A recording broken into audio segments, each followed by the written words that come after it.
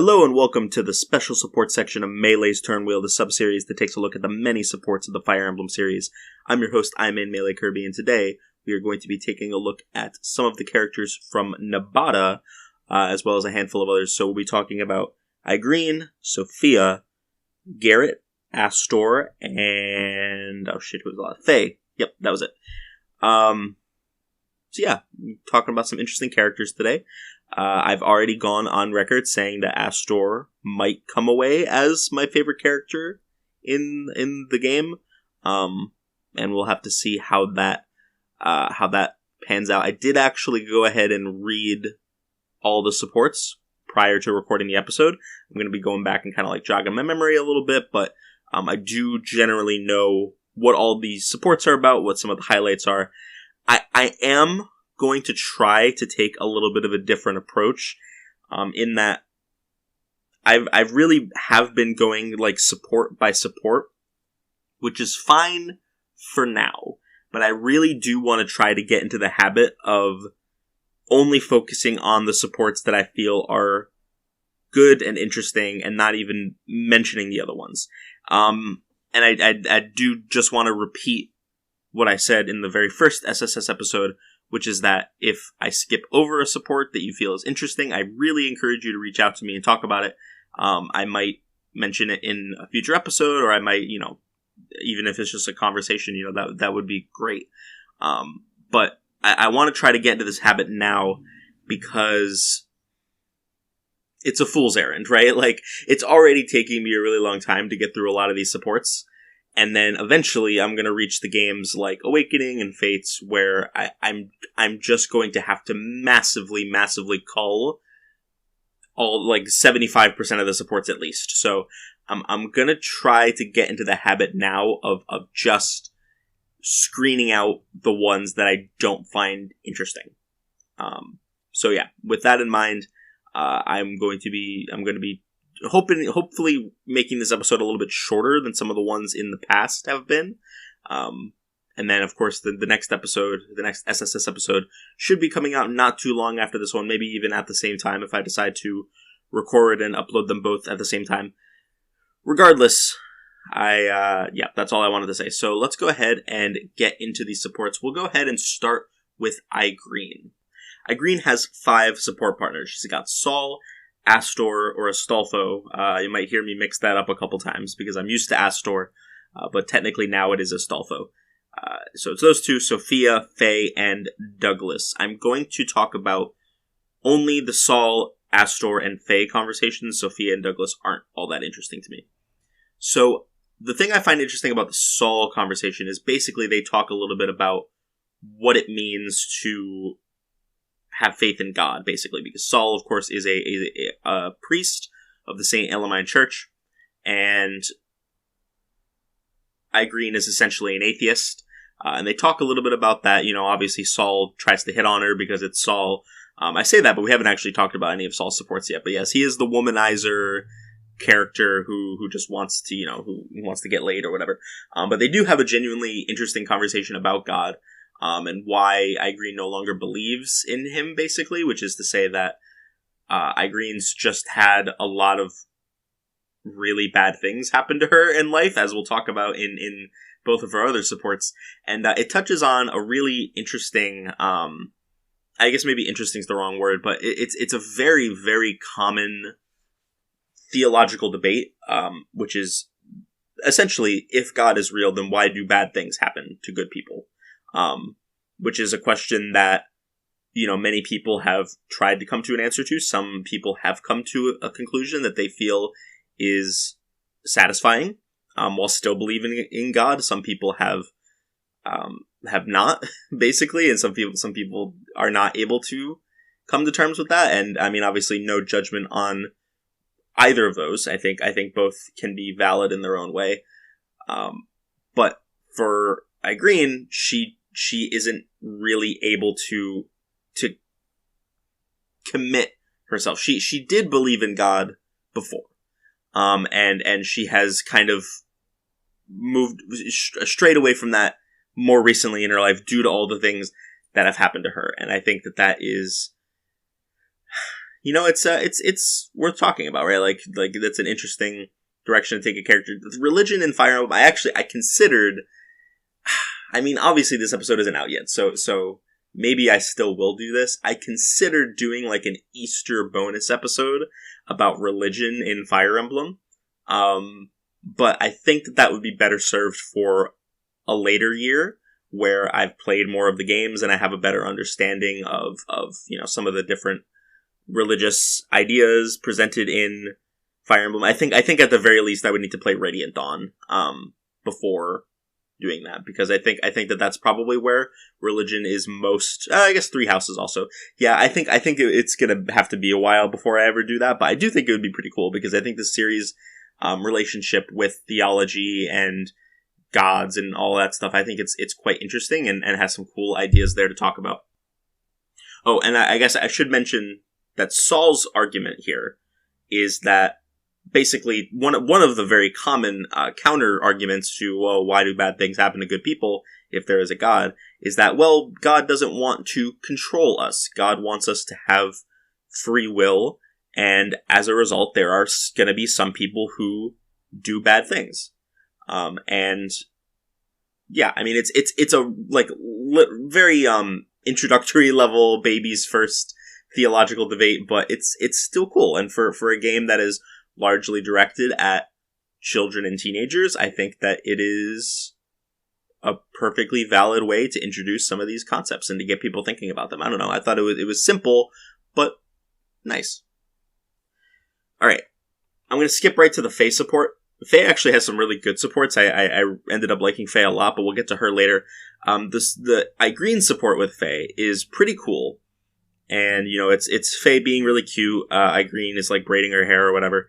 And then they get to talking, and it turns out that Igrene has a daughter, or I should say had a daughter, who seems to have died at a very young age. And the reason I'm being very vague about this is that they never explicitly say anything about this.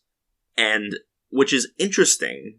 Unless I read the supports a little while ago, I must have really missed something if I am mistaken about this, but they never explicitly answer like what the deal is here. The closest we get is Igrene mentions that she lost a loved one in battle, which is probably her daughter, because Astore, well, I guess mild spoilers for like 5 minutes from now, but Astore was not. I don't believe that he left in the middle of a battle or he died. No, yeah. So it could be referring to Astore. It's unclear. It is a little weird that of either loss in her life, she would go to that one over her daughter, but whatever, I guess.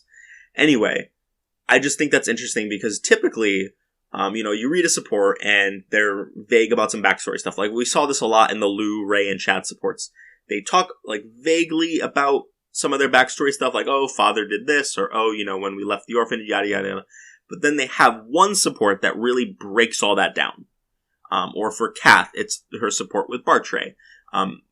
These dedicated backstory supports really serve as a way to flesh out the character. And they are vague about certain elements of the backstory. It almost makes me wonder if Igrene had another planned support at some point.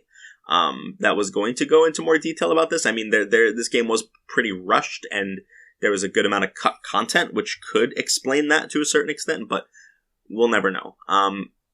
But yeah, I actually kind of enjoy that it's left so vague and up to interpretation. We really don't know anything other than Igrene had a daughter, and she died. Faye has this really heartbreaking moment where she's like, did she leave because she didn't like me anymore or something like that? And it's just sad, and I think getting more answers on that would have been interesting, but also I kind of like it the way it is. Now, Igrene does have kind of a dedicated backstory support, and it is her support with Astore, where basically what's going on here is that apparently a long time ago, Astore was on some kind of mission in Nabata, was injured and lost his memory, and was nursed back to health by Igrene. And eventually his memories returned. He faked his own death and decided to leave and go back to Lycia. Now, technically, none of that is explicit. They're dancing around it. Like, she's like, oh, you look just like my dead husband. And he's like, oh, well, that's crazy. Like, wow, that's insane, dude. But he completely denies it for the entire support. He does eventually, at the end say, like, that man is dead. Please stop, confusing me for him, or whatever he says. And it's pretty heavily implied that, yeah, it's Astore. She explains, Igrene explains that she understands, like, she did a little bit of digging and research into spies, and basically the implication, so I think you could pull two things from this. One of them is actually a little bit darker, which is that Astore was actually spying on Arcadia. Now that's a lot less likely, but also it does kind of fit, because why would he be in Nabata? There's nothing there that Hector would want someone to spy on for him other than Arcadia. And with how, as much as FE7 wasn't planned, it does kind of nicely fit in with what we find out in that game, because Hector did know about Arcadia, and might have seen it as a potential threat. It would be out of character for Hector, certainly, but there's a lot of time that passes between FE7 and FE6, so it's entirely possible, in my opinion. I don't think that's the likely explanation, though, because we find out, afterward, Igrene is like, yeah, spies can't really have families because, someone would hurt them to get at the spy, basically, is what she says. And that seems to be what they're going for here, is the implication of like, he did have amnesia, he did fall in love with Igrene, they did marry, presumably they had a child, but he got his memory back and decided that he couldn't stay with them because he didn't want them to get hurt, basically. I just bumped my microphone, my bad. Anyway, and then he returned to Ostia and Lycia. So, interesting. I would like to hear more, especially about the daughter. Again, I think, well, again, I could take or leave more information about the daughter. I kind of like the way it is, but either way, I think this is a pretty cool support. It is interesting for Astore. I honestly don't like it as much as the Boars support. I was kind of expecting this one to be my favorite of Astore supports. I guess we're getting a little ahead of ourselves, but this is as good a segue as any into talking about Astore, I suppose. Astore is a man of regrets, I think, is the best way to describe him. And you see that so fully in all of his supports, or in most of them at least. He tells the story to Lilina about how he was conscripted into, service for Ostia, and it's basically Hector gave him a chance to start a new life, working for something that he felt like he could be proud of. And I think, he took that opportunity to kind of pull himself out of the shitty situation that was his life. And of course, in the Igrene support, we see that he was torn apart by this decision of, like, do I stay with this woman that I love, or do I go back to my country and go back to the man I swore loyalty to? And then if I do I have to, can I tell them? Can I talk to them? Could I try to stay with her in spite of that? Like, could I bring her with me? Like obviously none of these things are talked about explicitly, but these are the decisions that are probably going through his head, right? And what he decides is, no, I need to leave this life behind me because if someone's just going to get hurt if I don't. And I think what is implied but never stated in those supports is that Astore is the type of person that makes very hard decisions, and maybe even sometimes very selfish decisions, but ultimately, he lives with them, but the guilt gets to him. We don't know what he did before he met Hector, but he was, obviously he had some skill as a thief. Maybe they do mention it in Lilina's support. I'm not sure, but he had some skill as a thief, so obviously it was probably not something very above board. And then, of course, the situation with Igrene. But what we see in the Boar's support is basically that entire facade come crashing down. I think this is given more weight with the added information we have from the Igrene support, considering, like, you know, he left the woman he loved and a daughter behind because he cared so much about Hector. And now, to be in this position where Hector is dead, and it is at least partially his fault, because he as a spy did not see this rebellion coming. What does that say about him, right? Like, what did he leave that life behind for if he couldn't even protect the man who he left that life for? And I just think that that's really cool. You know, again, reading between the lines, but I think it's pretty open and shut. And I do like just how raw and emotional that Boar's support is. It's definitely my favorite support. It might honestly be my single favorite support in the game so far, or at the very least, it's like up there. But I don't know for sure. And then we've kind of talked about some of the other support. Oh, one more thing I did want to mention about Astore. He, in his Lilina support, he tells Lilina, like, he's like, oh, you want to know how I got these scars? No. He has a scar on his leg. He tells Lilina where it's from. We find out in the Igrene support that is actually a lie. And that he got it from, some attack, when he was in Nabata. He says he tried to break into Burns' castle, and failed or, got attacked in the process, which I think is very interesting and characterful in a few ways. First of all, obviously, the fact that he's hiding his past from Lilina, kind of leads into that, is he ashamed? Is he regretful? Those sorts of things. But then I think the lie that he got the scar breaking into the castle, the main castle of the strongest military force in the world, is like a humble brag sort of thing. Like, yeah, man, I got really fucked up when I tried to break into the Kremlin. Like, alright, weird flex, but okay. It's not a weird flex, it's a very genuine flex. But, yeah, I just thought that was interesting. And not, when I read that support, I didn't even think twice about it. I have to go back and re-listen to that SSS episode. But in the Lilina support, I'm pretty sure I just took that at face value. I didn't even think twice about it, which says, I think a little bit about me. Like, I knew about Astore's backstory, and I didn't know about the scar specifically, but it didn't even occur to me to think, like, oh, is he lying here? Like, is there something going on that I'm not privy to? Anyway, doesn't matter. I just thought that was worth sharing.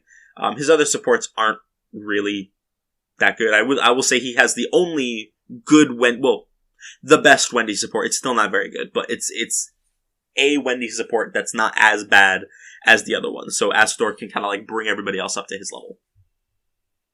Alright. Now, let's go ahead and, I just briefly will talk about Igrene and Astore, both of them. I think they're both pretty interesting characters, actually. I definitely, Igrene's not my favorite. I think she has a couple of good supports, but it's nothing in them really speaks to me as like, this is a really well-defined, interesting character. It's mostly, she is mostly there in service of, like, bringing other characters up, I feel like. I'm trying, what was the other support I talked about with her? It was obviously Astore. The Fae, yeah. It's mostly there.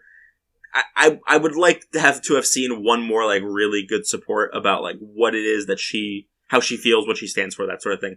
I don't think the other supports were really like that. The Douglas support kind of, but, like, not really. I don't know. Anyway, we'll go ahead and move on to Sophia, who has how many support partners? I believe it's 5 also.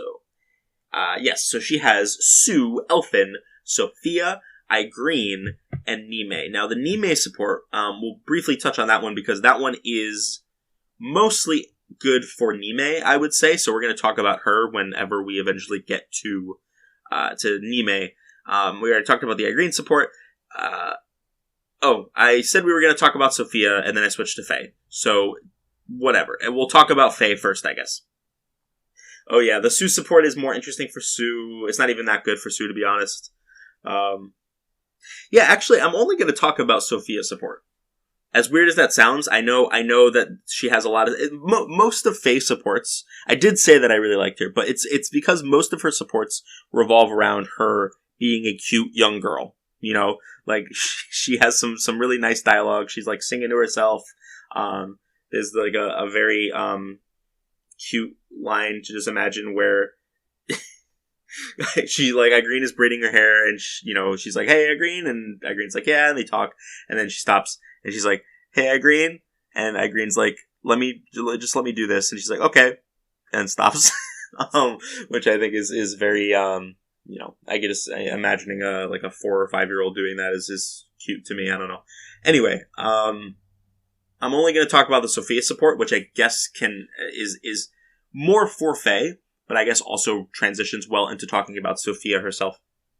Now, the thing about the Faye and Sophia support is you got to understand Faye is a dragon. Now, there's a few constants about dragons throughout the entire series, but probably the single most consistent element of how they're treated in the story is that dragons live for a very, very, very, very, very, very, very long time. I can't remember if it's main story or a support somewhere. It might have been an anime support, but dragons live, someone says, dragons live for close to eternity, which obviously doesn't make any fucking sense, but it doesn't matter. They live for easily thousands upon thousands of years. I mean, we see Naga in Awakening, and we know that she was, Bullin all the way back in genealogy. Naga was like a young dragon in genealogy,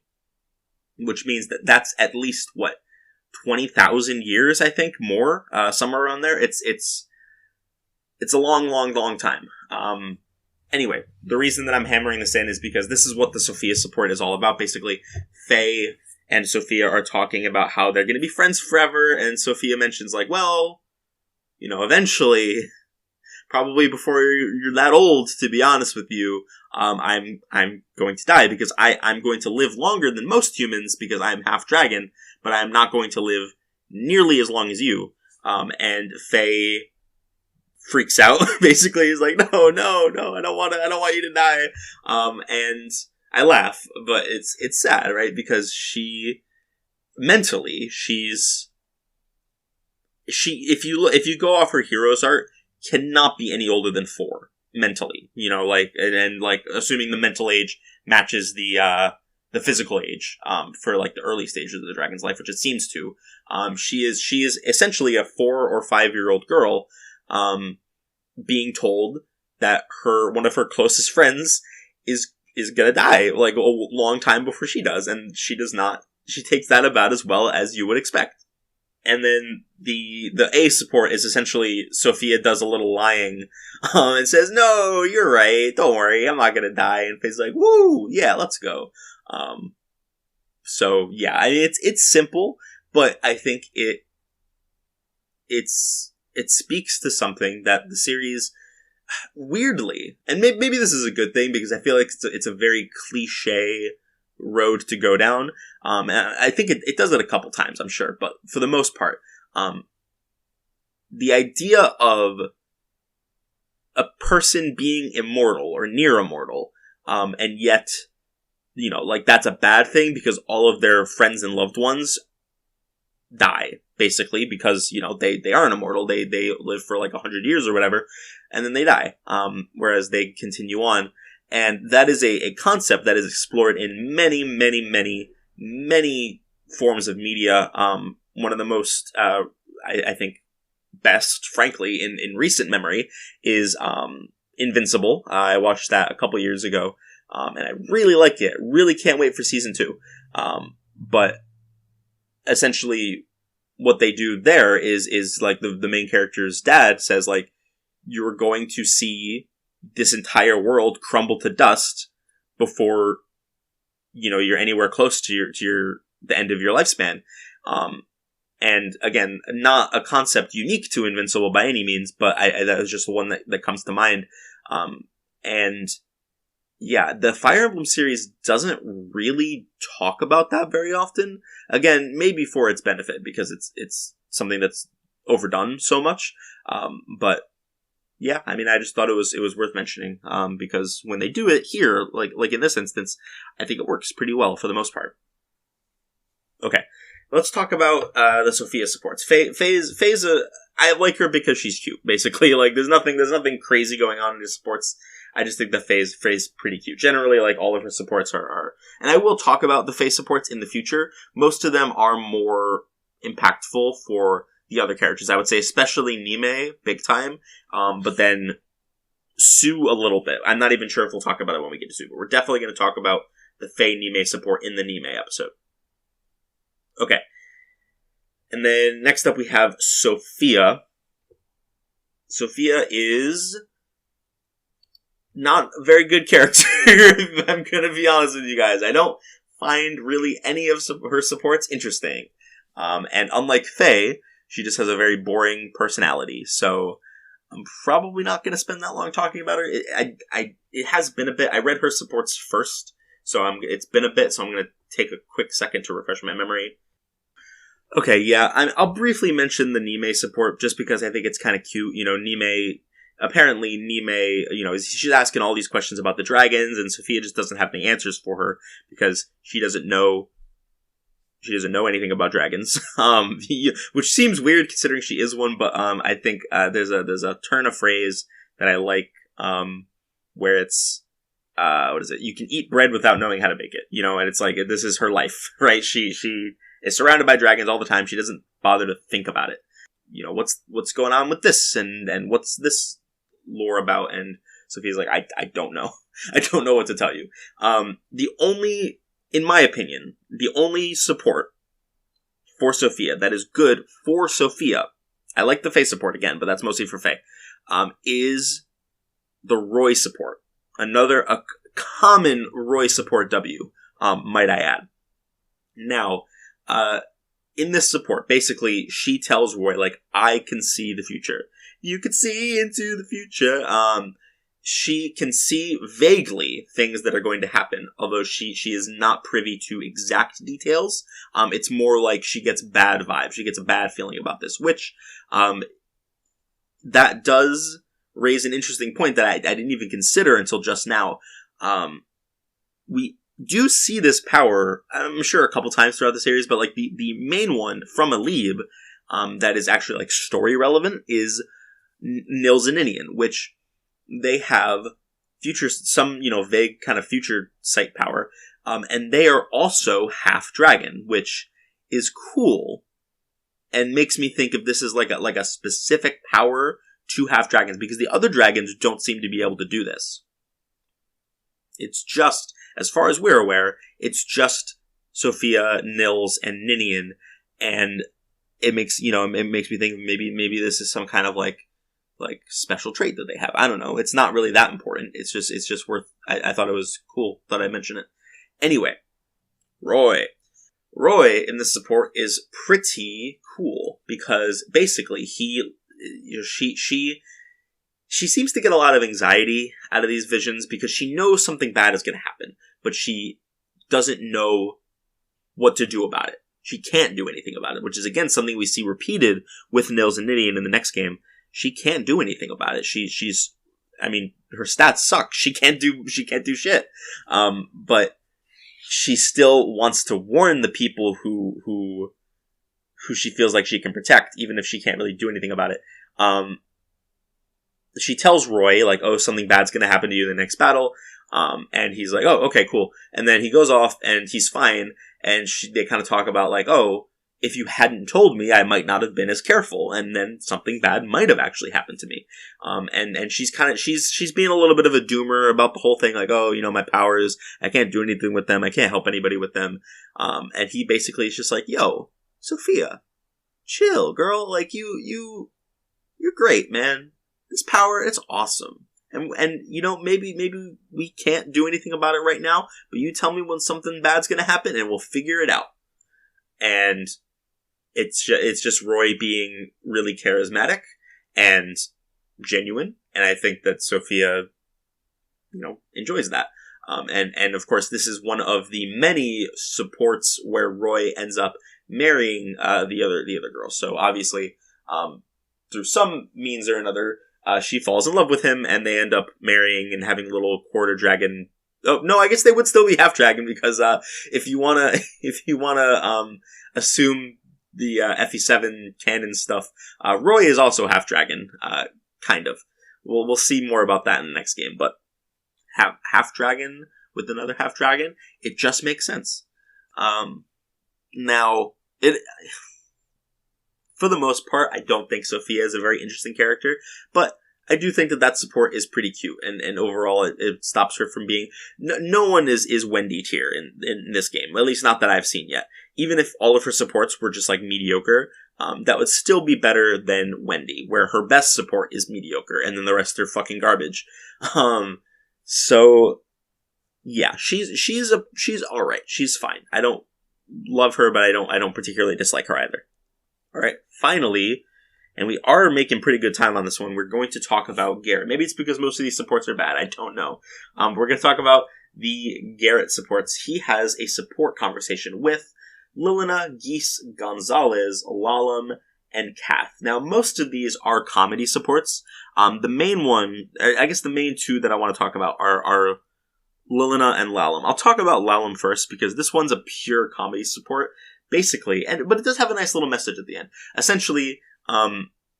Garret wants some money. He wants money. Nothing but money. I have money on my mind. And he asks Lalum, hey, you're an entertainer. Is there good money to be made from this? Because I don't want to be abandoned anymore. I need to find a way to make an honest living. And Lalum's like, yeah, you could. And he's like, oh, maybe I could play an instrument or sing or something. And basically through some shenanigans and hijinks, he decides that he's going to become a dancer, like Lalum, and they have this whole bit where, she trains him how to dance, and it's not going very well, and she's like, you gotta put more sex appeal into it, which we're gonna put aside that she's 14, because that's creepy, but it's funny, and he says, alright, I guess, I'll put more sex appeal into it, and then the A support, he's like, hey, I did that dance for the other soldiers, and they fucking laughed at me, and she was like, well, you entertained them, didn't you? And he's like, I guess. And I think that's really funny. Yeah, alright, that's not really what he was intending to get out of the situation, but he did entertain them, which means that he's a good entertainer. So, I don't know, I thought that was very cute, and is one of my favorite comedy supports so far, I think. Probably not my number one favorite, but up there for sure. Anyway, the main, I would say, bread and butter of his support partners are, let me double check again, just to be safe. Oh, no, okay, yeah. Yeah, so the Kath support, I'll briefly talk about the Kath support, because there's an overarching theme here between all of his supports, and also the main story, the very little main story dialogue we get for him, which is that he does not like being a bandit. He doesn't want to be a bandit, he's only doing it, or he only did do it because he felt he needed to survive, which is, true. He would have died, probably. We got ourselves a Thracia Chapter 8X situation where Leaf is like, why did the bandits not simply sell their homes and leave? So, but the, Kath support, he really hammers that in, I hate being a bandit. The Gonzalez support, I don't know what the fuck I was smoking. The Gonzalez support is also very good. I'm going to talk about this one. So the Gonzalez support is essentially Garret saying, hey, we get some backstory about his mom, basically. And apparently she died in a bandit attack, which is, probably why he hates bandits. But what he did was he basically swore revenge and ended up deciding to exact revenge on the bandits, and it took him 8 years, supposedly, but he did eventually find them and killed them all, and to use his words, put them through what does he say? And put them through what they did to us. So he definitely kills them, But now, he has nothing to do. He's completely lost. He doesn't have anywhere to go. He doesn't have a home. He has no purpose now that his revenge has been exacted. So it doesn't seem like he was a bandit for that long. Although, we could be wrong about that, I guess. But when Lilina came to him, he doesn't say this outright, but when Lilina came to him and said, like, hey, you don't need to do this anymore. I will give you something new to fight for. I think that is exactly what he needed in that moment. Anyway, good support. Garrett's actually a pretty cool character. I like a lot of his supports. I'm just on crack cocaine, I guess, to try to skip over the Gonzalez support. Anyway, the main thing here is the Lilina support, the main thing that I wanted to talk about.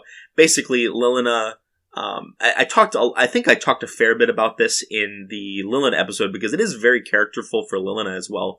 But I'm going to bring it up again here. Essentially, Garret is like making fun of her for being naive, basically. She gave a valuable object to a beggar, who seems to have needed it. But Garrett's like, that guy was just conning you, like, he's gonna turn around and sell it, and, he's not actually crippled or whatever he pretended. I think blind, maybe, I don't know. Basically, he's implying that this person took advantage of her. Anyway, but Lilina's like, well, I don't care. Like, if he was telling the truth, then I did something good, and if he wasn't, then whatever, I guess. She doesn't really say that, but that's kind of the impression. Like he might have been telling the truth, and that is what is most important to her. It's not like she didn't consider the possibility. And then as the support goes on, it seems like it kind of comes out to Garret that Lilina has this very keen judge of character, essentially, and she's like, I know that you're a good person. And Garrett's like, you're wrong, I'm not a good person, Baka. But she says, if we're alone right now, I have tons of expensive items that you could sell. There's no one around, no one knows where you would go, you would not get caught. Why do you not just kill me and take my stuff and sell it? And he doesn't have an answer for that, basically. And she says that she trusts him, which is cute.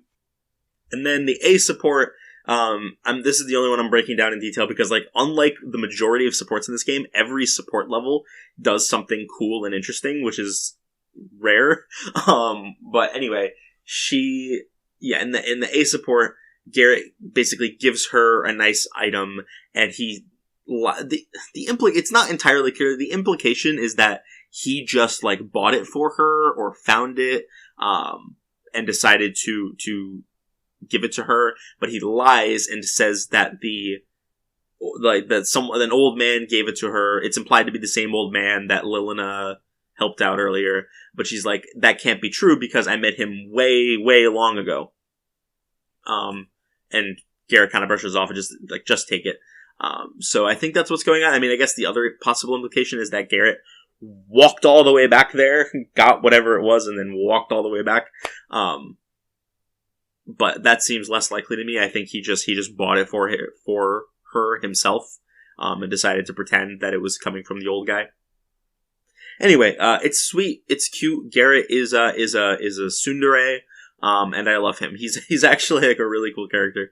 And yeah, that's where we're sitting at. We're not even at 45 minutes yet. That's pretty good. I'm going to try to wrap it up here, because I also have an entire other SSS episode with also 5 characters to record. Speaking of which, we'll talk about the ones that are coming up next. Let me just, I have them written down. Okay. So yes, next up we're going to be doing the Etrurian characters, or most of the Etrurian characters. We have Clarine, Klein, Cecilia, Percival, and Douglas. That's who we're going to be talking about next time. Alright, I hope you guys have a great rest of your day. Oh, and I should mention, my favorite character for this episode was... that's a good question, actually. It's probably Astore. I think so many of his supports are just genuinely excellent.